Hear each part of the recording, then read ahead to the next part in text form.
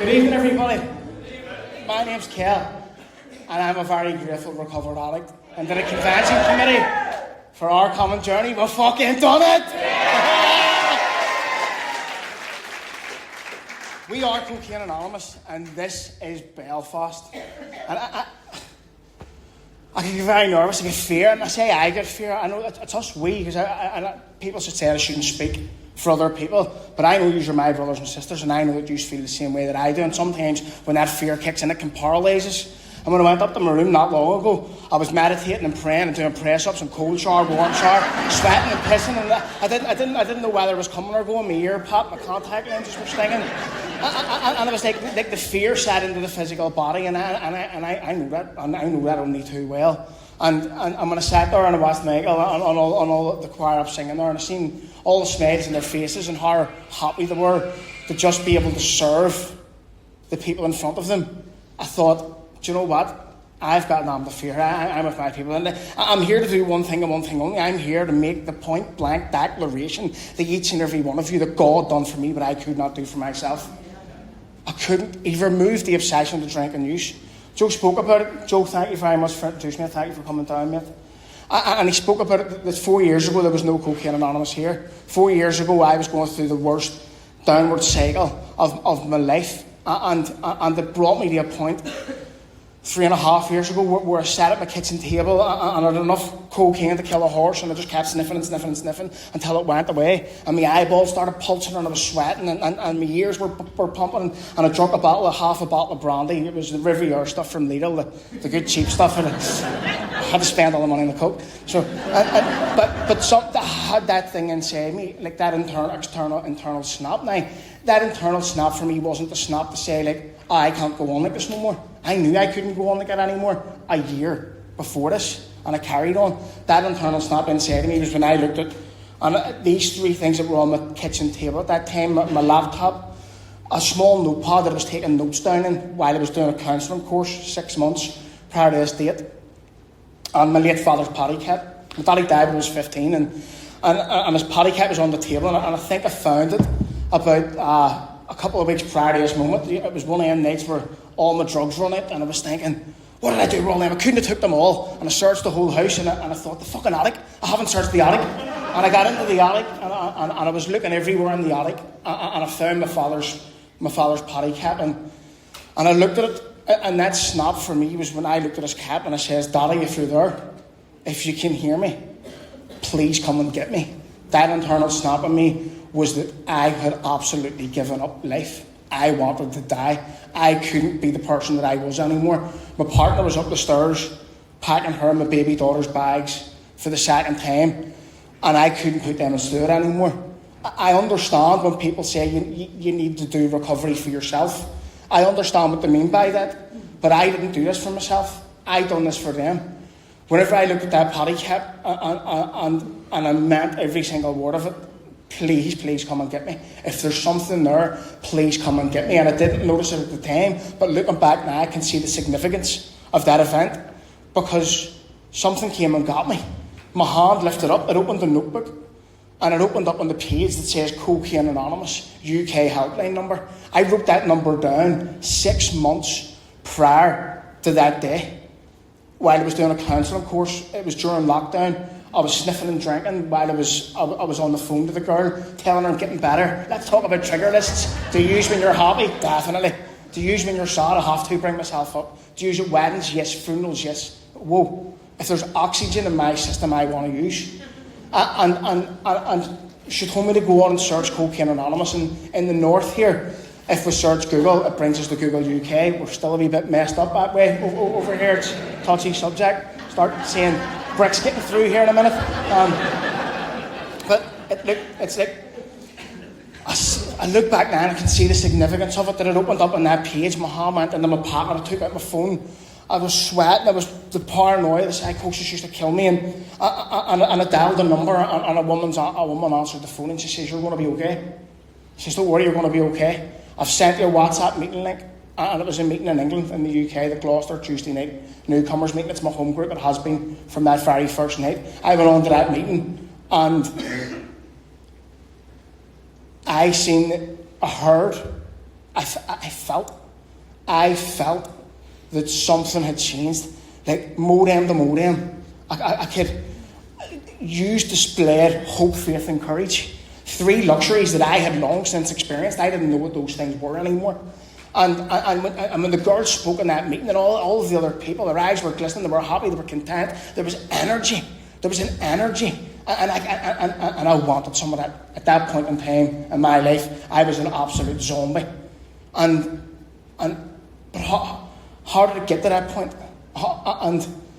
And the story I want to tell you is how from that night I started or embarked on a program of action with the ruthless compassion and direction of a sponsor through the Big Book of Alcoholics Anonymous, and how my life turned around. And to look at it, I need to go back, right back. I grew up not far from here in West Belfast. It was a tough enough estate to grow up in. I grew up in a family where you didn't show fear. And when I think back, I know now how much fear was a big part of everything. Now, fear wasn't the word you spoke about in my family. If I think back to my earlier memories, it's like I can remember one night in an alcoholic household, and if any of you have lived in an alcoholic home, you'll know the sound when the shit kicks off down the stairs. And I'm only a 5, 6, maybe 7-year-old boy lying in his bed, and there's those moments of deafening silence before the thud of the punches, and another deafening silence and the smash of the glass, and another deafening silence and the cows coming crashing down and the screams. And I can remember jumping out of my bed and screaming and crouching down against the wall and my head down, and I'm in absolute fear. I'm terrified. I don't know what's happening to my family down the stairs. I loved my family. They all loved me. There was never any abuse or anything. They loved me dearly. But it was a violent home. It was an alcoholic home. And I can remember my brothers coming running up the stairs. There was like a 15-year gap between me and the brother above me, and then another gap between the brother above him. And I idolised my brothers. My brothers were known as fighters around this estate.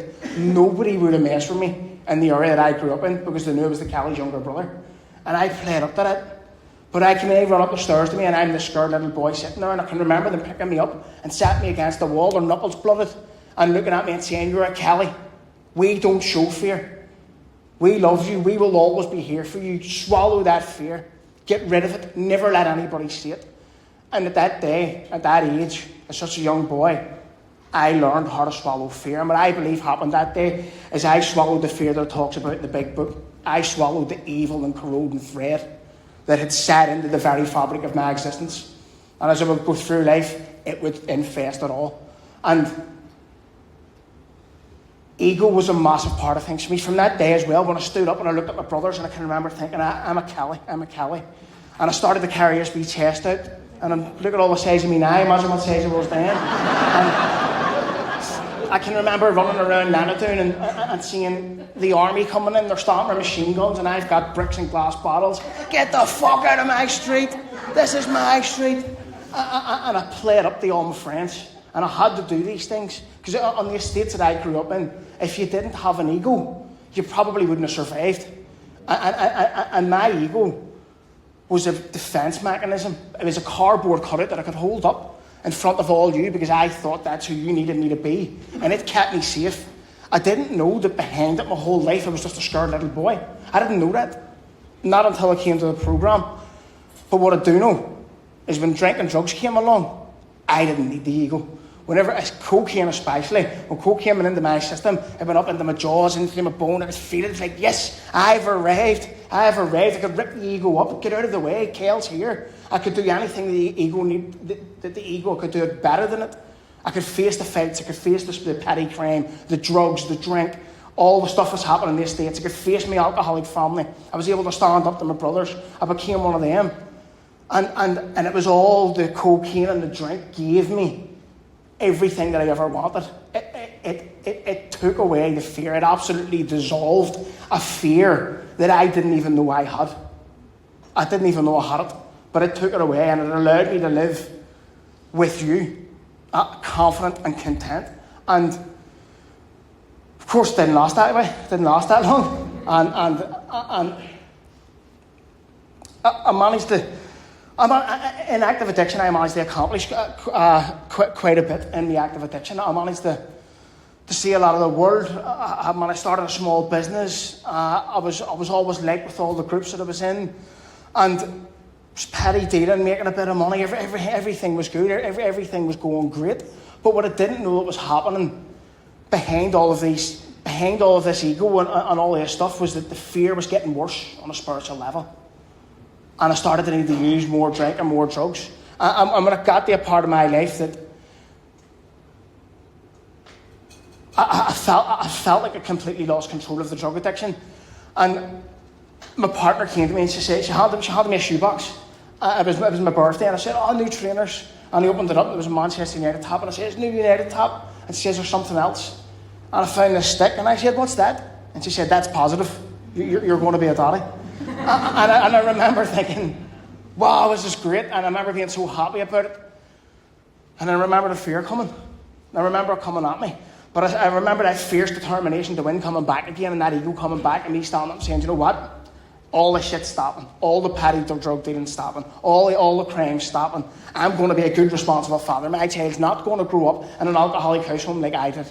I'm going to change, and I've got 9 months to do it. And then I've got 8 months, and I'm sniffing a little bit more. I've got 6 months, and I'm drinking more. 7 months, I'm smoking dope and popping pills." And the reality is that with my addiction, the more that I tried to fight it, the more that I tried to beat it, the worse it beat me up. The more that I try to get involved with my will stopping this addiction, it ripped me to shreds. And it brought me to a very, very dark place. It brought me to a place where I absolutely loathed myself. I despised myself. I remember standing now, I remember what it's like to look in the mirror and not know what's looking back at you. I remember what it's like to look in the mirror and see the gaunt reflection. I'm skin and bones. I'm grey. I'm wearing the same clothes I've been wearing for the last 3 weeks. My business is collapsing. My family are leaving me. I haven't paid my mortgage in 5 months. And my mind says, "But there's one more line might fix it." And I get down on my hands and knees and I start crawling on the ground to see if I can find some white specks. And I'm in the bin getting the bottle out, trying to get the last drip out of the bottle. Because I believe inside me that just one more line, and it's and then I'll be able to fix this life. I'll be able to start repairing all this damage. And it became for me, I lived that way for a pretty long time. And, I kind of felt like I was being torn apart by horses. Like my mind was being ripped this way, and my heart was being pulled that way, and my body was being pulled that way, and I couldn't just get everything back in the line again. I couldn't get it all lined up, and I was all over the place. I was completely and utterly baffled. I tried the drug addiction services, the counsellors, the psychiatrists, back to martial arts, I tried the hypnotism, I tried the weekend retreats. I tried all of these things. I learned some unbelievable stuff doing all of them things, but I walked out of every single one of them and used. I didn't know why. But now I can look, and the best way that I can explain it is that my addiction was in fire inside of my mind. It was a burning inferno, this burning obsession to use. When I went to bed at night, I was like, "No, I'm not going to do this." I had to see my partner on her hands and knees crying. And looking, and the child's crying on the settee, and the TV might be on. And I'm such a prisoner in my own mind. I'm so trapped that all I can hear is the splash, splash of my partner's tears hitting the ground. And that shit broke my heart. Every single time I seen it, it broke my heart. And I would give her all the sweet promises. I'm going to stop, and I meant it. And I'd get to bed that night, and I'd wake up the next morning, and the voices would start in my mind again. "How are you going to deal with all them customers? The business has collapsed. You were never going to be able to do it anyway. Your missus doesn't even like you. You're a daddy. You should be ashamed of even calling yourself that.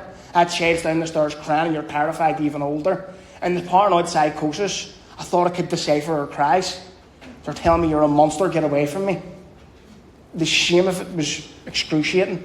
My partner walking out the door with my crying baby in her arms, and I'm translating my daughter's cries in the psychosis to, "Daddy, am I not good enough for you? Do you not love me, Daddy? What about my mummy, Daddy? Look what you're doing to her again."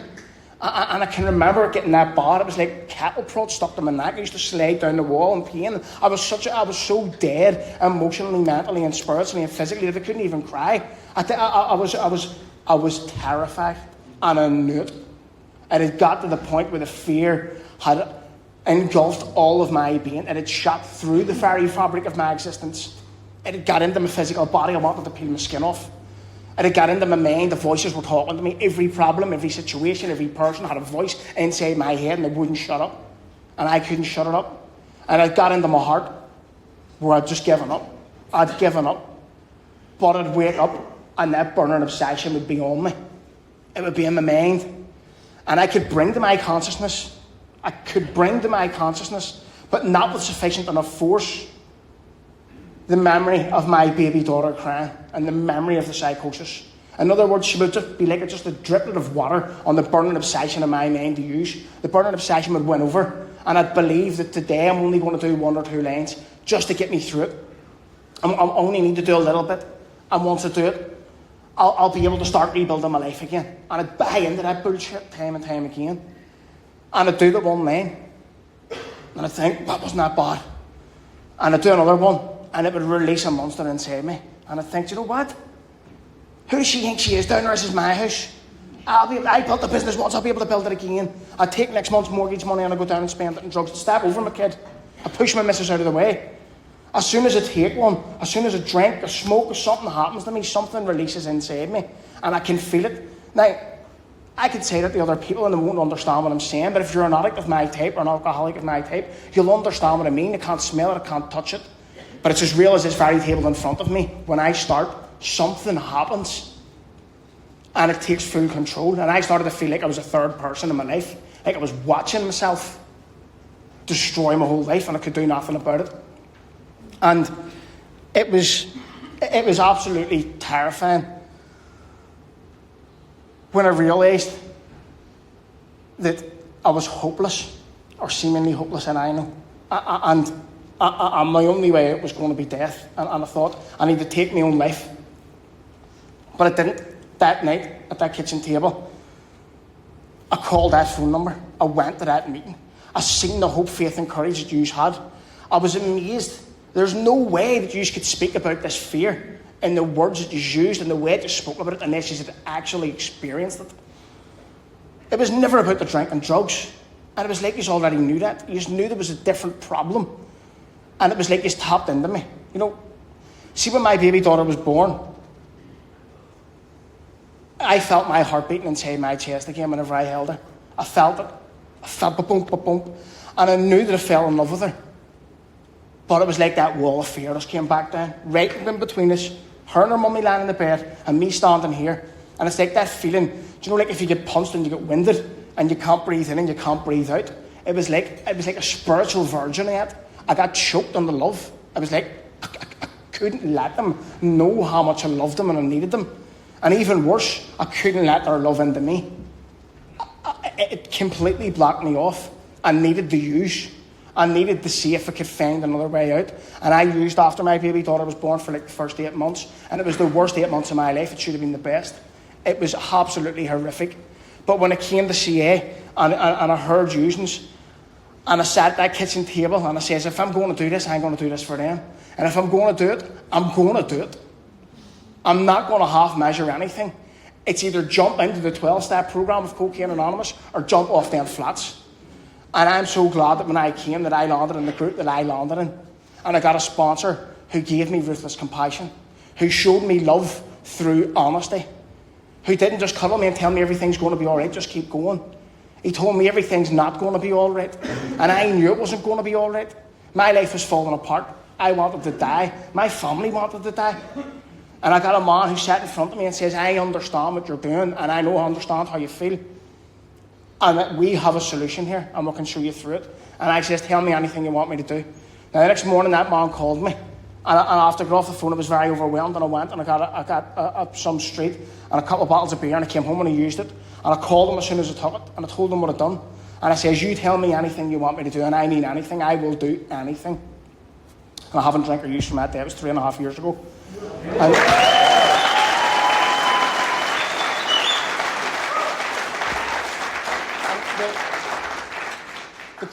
the greatest journey I've ever been on in my life started that day. He gave me a daily program of action, things that I could do, things that incorporate the 12 principles of our 12 steps, and praying, meditating, side by side, gratitude list, calling other addicts in recovery, reading the big book, studying the big book, calling him at a certain time, building integrity, And he asked me to do these things. I was like, what's that going to do for me? I can't stop using it at all. And some people say, I've heard it said before, that the fellowship can't stop you using, we can just show you how to stay stop once you stop. That's not my truth.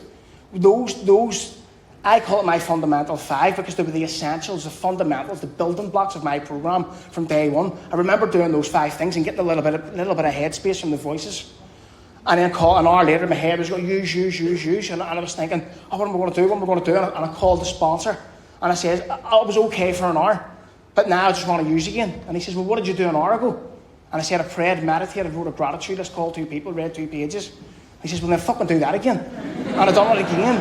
And I had to do it again. And I had to do it again. And I had to start working the spiritual principles that I was soon going to come to learn. See, for me, this program is it's a paradoxical program. The paradox of the program is I have to apply it to get supplied with it. And I learned that so much, whenever things come up in my life, and I'll talk a bit more about it as I go through it. But if I want to have what's on offer here, I'm going to have to start acting like it. I'm going to have to start doing what's asked of me. And when I started to work these things, I started to get a day, and then a couple of days, and I was doing as many meetings as I could, and then another couple of days, and then we started on the steps, and we started to go through this unbelievable program. And in step 1, I'm powerless over cocaine and all other mind-altering substances. I knew that a year before I got into recovery. I had conceded to my innermost self that I was an addict. I didn't need the book, a sponsor, or anybody to tell me that. The powerlessness was done out there, and it was done way before I got into the rooms. And my life had become unmanageable. My business had collapsed. My family were looking to leave me. I wanted to die. I had no problem at all with step 1. I came to the rooms with step 1 in my back pocket. And then came to step 2, where we came to believe that a power greater than ourselves could restore us to sanity. At the start, I was like, a God thing. But the circumstances made me willing to believe. My life was falling apart. But that's not the only circumstances that made me willing. You were a circumstance that made me willing. Seeing the happiness, the contentment, the courage that you all had. Seeing how you wanted to help me, you didn't even know me. Bearing in mind, when I came in, there was no CA here. All of the people, and there's some of the people in the room tonight, some of them are going to be our speakers. Whenever I was calling these guys in England, and you may think I talk fast now, you want to see me when I just start taking cocaine. I can remember talking to a guy in England, and I was yelping away for however long it was, and as soon as I stopped talking, he went, mate, I can't understand a fucking word you're saying, prof. But they let me talk. They try to give me advice, and what it done for me was just so unbelievable. So I lost track of where I was going there, but in step 2 came to believe. Another thing as well is I've heard people saying this, and I was like, no, you have to have faith to start this program. No, you do not. It says willing to believe. And belief isn't faith. Belief isn't fact. Belief is just a scenario that you build in your mind and you're willing to run with it. And for me, coming to believe was coming and lying down in my bed one night and saying, Kell, imagine if you work these steps exactly as this book says to work it. Fearlessly and thoroughly. And imagine if it did get connected to this power that I could one day call God. And imagine if it did help me to solve all these problems that have piled up and become astonishingly difficult for me to solve. And imagine if one day you could walk down the street with your daughter in your hand and she'd be proud of you and you'd be proud to be her father. And imagine you could be able to walk through this estate without looking over your shoulder. And that creation of the scenario in my mind, or the creation of the belief, it was so beautiful. I was willing to do anything for it. In fact, I made a decision to do anything for it. The decision was step 3. Hand my will and my life over to the care of God as I understood him. How much do you want here, Kell? How much are you willing to hand over? Step 3 was a decision. That's it. A decision, a prayer. That's all it was. It had to be followed by action, and I launched into vigorous action. Once I made that decision, once I got it in me, right, we're going to do this. I just went for it. I said to my sponsor, let's do it. We started the step 4. I started doing the writing. I done 5-column inventory. And step 4 made a searching and fearless moral inventory of ourselves. When I put it down, in my active addiction, it was quite chaotic. It was one day I was standing in my business and the doors got kicked in, 2 guys run in, metal bars, knives, and I was so dead inside myself. And But there was still that little bit of ego as well. And the ego jumped up and says, I think you can take them too. And that's not what happened. I got stabbed in the face. They beat me half to death. And they stood over the top of me and they pointed down and said, that's you gone now. And that was a big resentment I carried. It started off a bit of tit for tat and stuff after it. And I'll just try to talk you through a bit the way I've done my inventory. Like in the 5-column inventory in column 1, I've done who am I resentful at? Jim. Column 2, keep it short. Don't need a big story, Kell. He tried to murder me. Column 3, what does it affect? It affects all areas of my life. All basic instincts. My pocketbook, my sexual relationships, my pride. Can't remember the other ones now, just offhand. But I could see how it affected all of those areas of my life. And it says in the book about that's how far we've ever kind of looked at it. Yeah, Jim done that, and this is how it affected me. But the beautiful thing about the 5-column inventory is we get to go to the 4th column. We get to look at my will in this here. We get to look at my defects of character. And this is very, very important for me because in the defects of character, I work with 14: sloth and patience and tolerance and considerate, selfishness, self-seeking, self-pity, self-centered, greed, gluttony, lust, envy, dishonesty, and arrogance. And I work with those. There are many, many more. We can put many in, but these are the ones that I work with because I could umbrella the rest of them underneath these defects of character. And whenever I looked at it, and that was sloth. Well, what were you doing, Kell? Well, you shouldn't be getting involved in petty drug deals, or you should be paying your drug dealer whenever he gives you the drugs, and this stuff's not going to happen to you. And where was my arrogance at play here? How dare you do that to me? How dare you do that to me, Jim? Where was my impatience at play? I'll get him back. I'm going to get him back. And now, when I say, Nick, not as much as where's these defects of character at play in the event. Where are they at play in the feeling that I get when I think of Jim? The feeling being the resentment. So when I can pick this feeling apart, I can see it all for what it really is. It's my defects of character, all combining together, giving me the feeling of anger. Jim pops into my head, I'm angry, it must be Jim, and I want to kill Jim. And it was consuming me and controlling me. And then in column 4, my will, I get to step into column 5, or I get to look at column 5 and God's will. How do I get to God's will? How can I stop the arrogance? How can I be humble here? How can I be honest? Jim, I stole your money. How can it be the right action, the opposite of slothfulness? I can pay the money back. And they weren't easy things for me to go and do, but our book says faith without works is dead. Have as much faith as you want, do as much prayer as you want. But the bottom line is, if we're not willing to start putting some action into God's will, then we're not going to be able to move forward from these resentments. We're not going to be able to get rid of the resentments. So in the step 5, I shared all this with my sponsor, and he taught me how to do the inventory as well. In the step 5, how to get from column 4 to 5, and then and shared it with God. And then in step 6, entirely ready to have God remove all these defects of character. And for me, entirety is the most important word in the whole steps, because I need to know what these defects of character are in their entirety. I need to understand that these defects of character aren't just bad mannerisms. I need to understand that the building blocks of that ego that I used as a cardboard cutout that I needed you to be. My ego didn't need to be humble, it needed to be arrogant. It didn't need to be impatient, it needed to be patient, it needed to be impatient. And once I seen if it was, and then I seen that it's not just the building blocks of the ego. Do you know that burning obsession in my mind that I couldn't put out? Not even my beautiful baby daughter could help me to overcome the defects of character, or the fuel for this fire in my mind. Now, I can't do anything about that. I can't get rid of the defects of character. I mass produce them on a spiritual level. But God can take them away. And in step 7, I ask God to take them away. And then I show him that I'm willing to do something in the deal, and I put his will in the action in step 9. And I rocked up to Jim's wife, and I says, I need to speak to Jim, the man who tried to murder me. And she went into panic, and I says, I need to talk to him, not about what he done to me, but what I done to him. I owe Jim money. I got the drugs, and Jim didn't get the money. And the amazing thing about going and doing that and facing it, because it's not easy for me to be humble, it's not easy for me to do all them things, but once I step into God's will and do it, I start to get this feeling about me.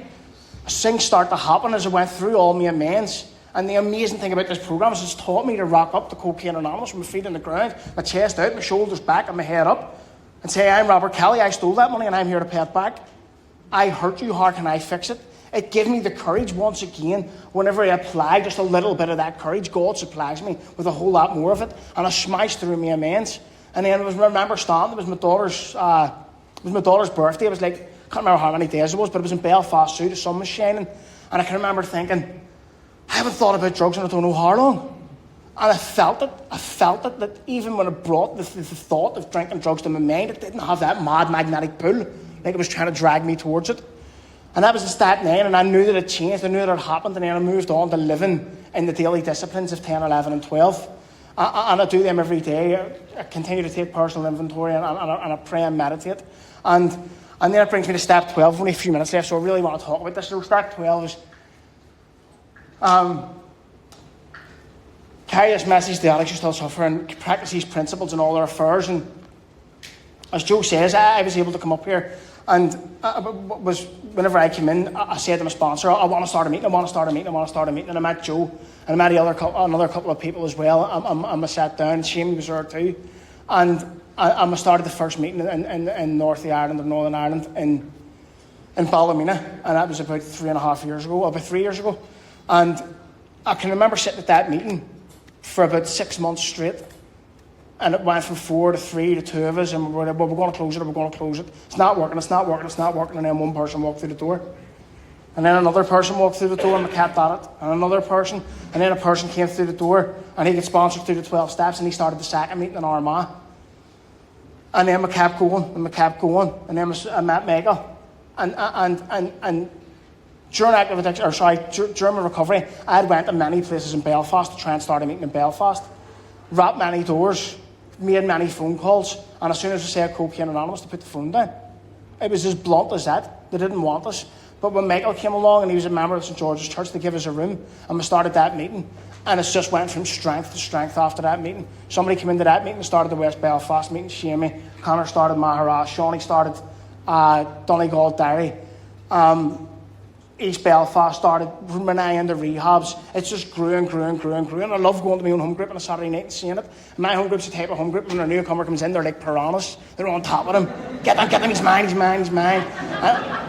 a lot of people say that you shouldn't do that, that's wrong, we shouldn't do that, we shouldn't be making that approach and all. You're scaring people away. Yeah, we are. Yes, we do. We've scared many people away. But they're back out there with God. It's our job. We believe that when they come in here, they're given everything that they need for a chance to recover. They're given a sponsor. They're given a big book. They're able to work the steps. They're given service at the meeting.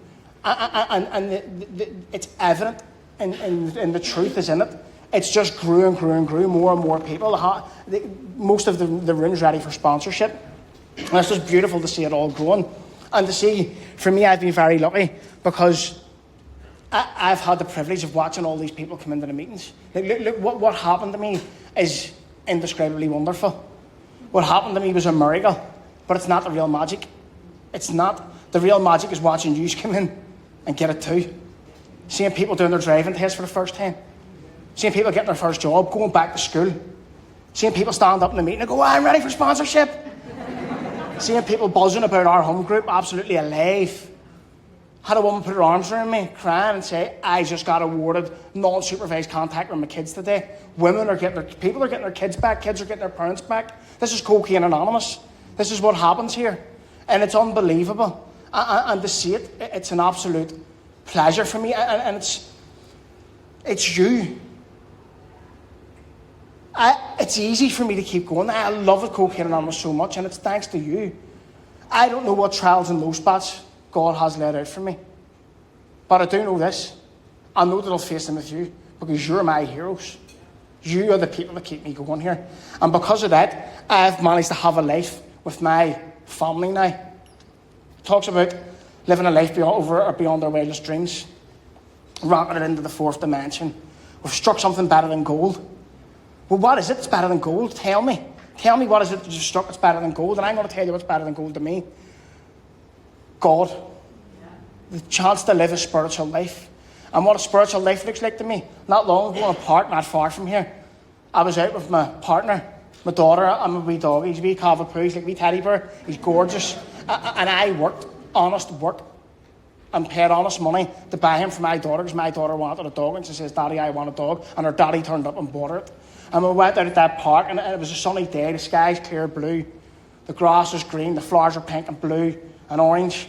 And the kids running about with my dog chasing. The dog's running. His ears are flapping. The tongue's out the side of his mouth. And his eyes are locked onto my daughter because he loves her. She's his best friend. And I'm open to seeing that today. And when my daughter's running, her hair's blowing in the wind, and she's beautiful. Her wee legs are flapping. And she's locked her eyes onto me. And she can see me looking at her. And she's going, Daddy, can you see? Daddy, can you see? Daddy, can you see? And I know she's not trying to say, Daddy, can you see? She's trying to say, Daddy, can you feel? Daddy, can you feel how happy I am?